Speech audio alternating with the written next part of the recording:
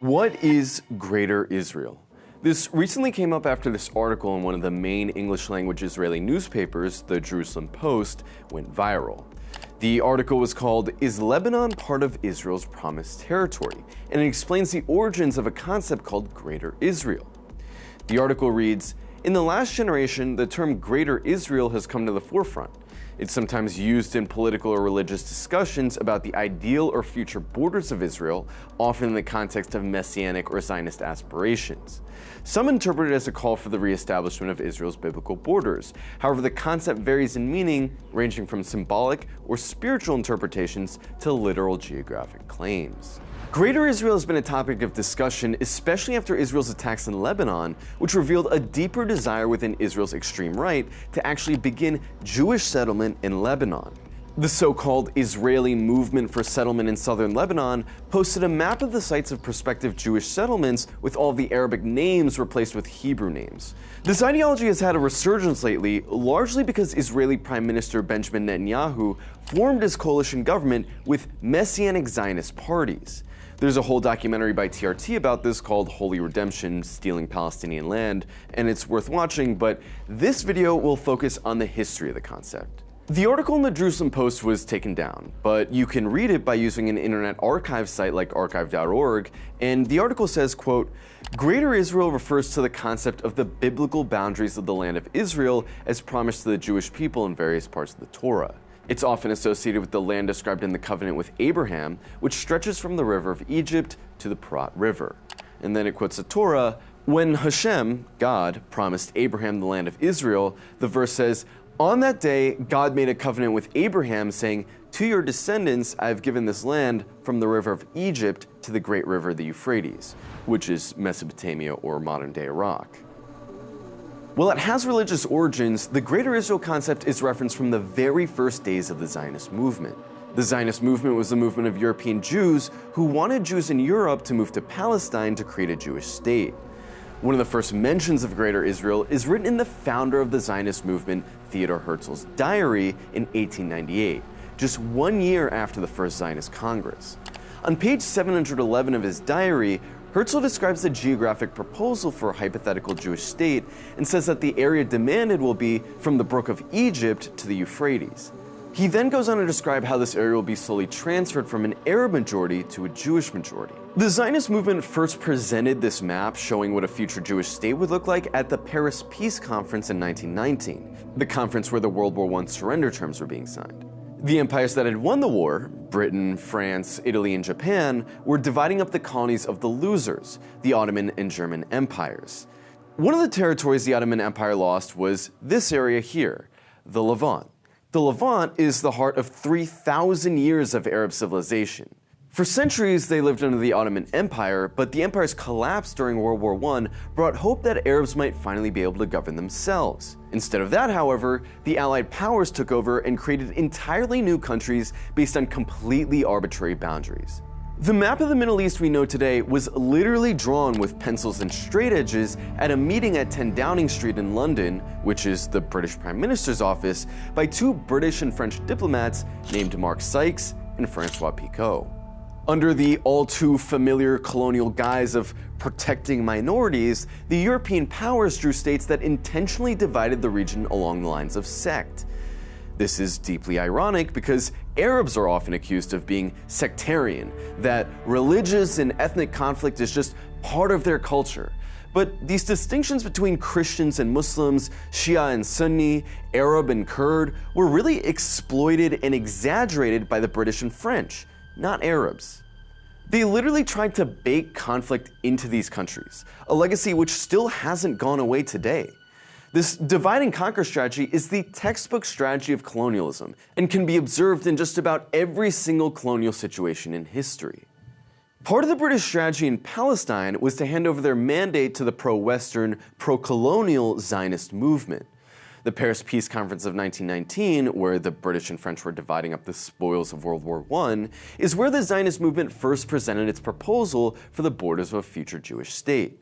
The map, presented by then leading Zionist activist and future first Prime Minister of Israel, David Ben-Gurion, was drawn by the World Zionist Organization and included the East Bank, which is the eastern side of the Jordan River, part of southern Lebanon, and the Egyptian Sinai.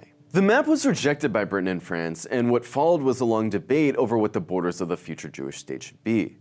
One of the leading proponents of expansive settlement was this guy, Zev Jabotinsky, a leader of the hard-right revisionist wing of the Zionist movement. At the 1931 Zionist Congress, Jabotinsky actually split the Zionist movement over the question of Transjordan being included in a future Jewish state because he felt it was such a crucial aspect. This is notable because Jabotinsky is considered the ideological forefather of the Likud party, the party of Benjamin Netanyahu. His most famous writing, The Iron Wall, is an essay he wrote in 1923 that argued that there would never be a voluntary agreement over European settlement in Palestine because, in his own words, there's never been a historical instance of a colonial project getting consent from the native population. He argued the only way a Jewish state could be established is if Jewish settlers create an iron wall which the natives couldn't breach. The essay is only 7 pages long, and it's definitely worth reading. Israel declares independence in 1948, but in its entire history, Israel's never actually defined its own borders. Israel's borders have changed almost constantly in its 70-year history because it's always conquering or trying to conquer more land. In 1948, Israel expelled Palestinians into neighboring countries to create a Jewish majority state. In 1967, Israel fought the Six-Day War. The popular Israeli narrative of this war is that all of the Arab governments woke up one day and randomly attacked Israel because they hate Jews. But the truth is, Israel provoked a war with the Arab states intentionally. This was openly admitted by several high-level Israeli generals after the war. Matthew Peled, one of the Israeli commanders in the Six-Day War, told the Israeli newspaper Haaretz the thesis that the danger of genocide was hanging over us in June 1967 and that Israel was fighting for its physical existence is only a bluff, which was born and developed after the war. In the 1967 war, Israel conquers all of historic Palestine, the Egyptian Sinai, and the Syrian Golan Heights, more than doubling its territory. The UN does force Israel to return the Sinai, but Israel refuses to leave the Syrian Golan Heights, which is still under Israeli occupation today. One of the major turning points for Israel is its 1982 invasion of Lebanon. It was Israel's first attempt at a major occupation of a country outside of historic Palestine. But even before Israel's invasion, it had been using Christian sects in Lebanon as proxies to fight the Palestinian liberation fighters in the south of the country. Lebanese Christian fascists famously served as the trigger pullers in the Israeli-orchestrated Sabra and Shatila massacres, where 3,000 Palestinian refugees were executed over the course of a day and a half in what the UN General Assembly condemned as an act of genocide. One of the visions for Israel's long-term strategic outlook to come out of this invasion was laid out by an aide to the Israeli Minister of Defense at the time, Ariel Sharon. The strategy paper, called A Strategy for Israel in the 1980s, which was published by the World Zionist Organization's ideological journal Kivunim, or Directions in Hebrew, explains in thorough detail how Israel should exploit the sectarian divisions in other Arab countries as they did in Lebanon in a larger strategy to fracture the Arab world. It says, quote, "The Muslim Arab world is built like a temporary house of cards, put together by foreigners without the wishes and desires of the inhabitants having been taken into account. It was arbitrarily divided into 19 states, all made of combinations of minorities and ethnic groups which are hostile to one another, so that every Arab Muslim state nowadays faces ethnic social destruction from within, and in some, a civil war is already raging." Then it goes on to say, Syria is fundamentally no different from Lebanon. The real civil war taking place nowadays between the Sunni majority and the Shia Alawite ruling minority testifies to the severity of the domestic trouble. Iraq is, once again, no different in essence from its neighbors, although its majority is Shia and the ruling minority is Sunni. It then lays out its strategy for what it calls the Eastern Front. The dissolution of Syria and Iraq later on into ethnically or religiously unique areas such as in Lebanon is Israel's primary target. In the long run, while the dissolution of the military power of those states serves as the primary short-term target, Syria will fall apart in accordance with its ethnic and religious structure. This state of affairs will be the guarantee for peace and security in the area in the long run, meaning for Israel, and that aim is already within our reach today. If you observe the strategy followed by Benjamin Netanyahu throughout his career, it follows this strategy almost exactly. In 2002, he urged Congress to invade Iraq over the weapons of mass destruction it never had. The US occupation plunged Iraq into a bloody sectarian civil war by manipulating balances between the Shia and Sunni Muslims. In Syria, Israel held an official position of neutrality, but later admitted to arming the mostly Sunni rebels while simultaneously carrying out regular attacks against the government, which was controlled by Shia Alawites, in a situation where neutrality actually meant for Israel undermining both sides in a civil war. And of course, in Lebanon today, we see Israel collectively punishing the Lebanese people and then telling non-Muslims to blame Muslims for Israeli airstrikes. My question for you is, how long will you tolerate this? Israel has killed over 40,000 people in Gaza, and if you include non-combat deaths, that number is conservatively estimated to be around 200,000. Immediately after committing the most well-documented attempt to wipe out an entire city in history, Israel turns around and commits an attack that turns civilian mobile devices into a theater of war, kills around 1,000 people in the span of 2 or 3 days, and then assassinates the very person likely to trigger a regional war. Israel has proven at every single juncture in the last year that it is the greatest threat to world peace right now. I've heard a lot of people describe this as the cause of our time. And while there are very few moments in history where there's a system of government that's so inhumane and so repugnant that the world unites against it, it has happened. And if Israel's actions don't merit that, then what does?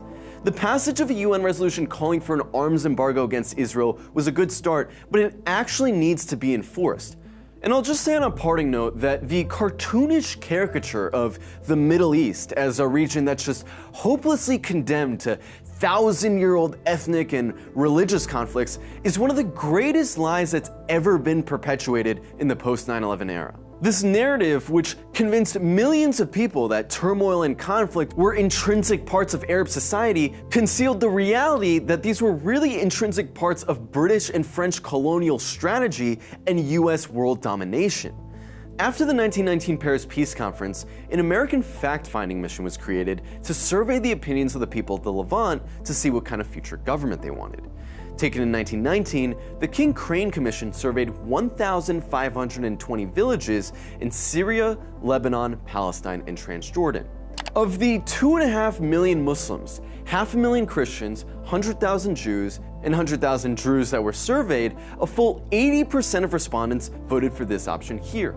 Greater Syria, which was the concept for a unified pan-Arab state that would have combined Lebanon, Palestine, Syria, and Transjordan into one country. Greater Syria obviously never came into fruition because it would have been unacceptable to the colonial powers of the time, but it's interesting to think back on given what we know today. The whole thesis of that 1982 Israeli strategy memo was premised on the idea that Pan-Arabism was dead.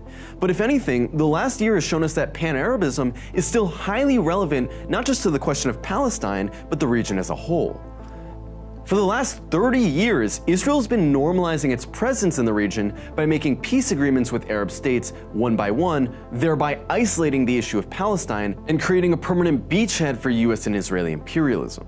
But the last year not only shattered this possibility, it showed definitively that the mass of Arab people still considered the Palestinian cause an Arab cause and a cause of their own, and refused to see it abandoned like their leaders have. It's not surprising that the 1982 memo was contingent on the absence of Arab unity. Unity has always spelled the downfall of empires, and Israel isn't likely to be an exception.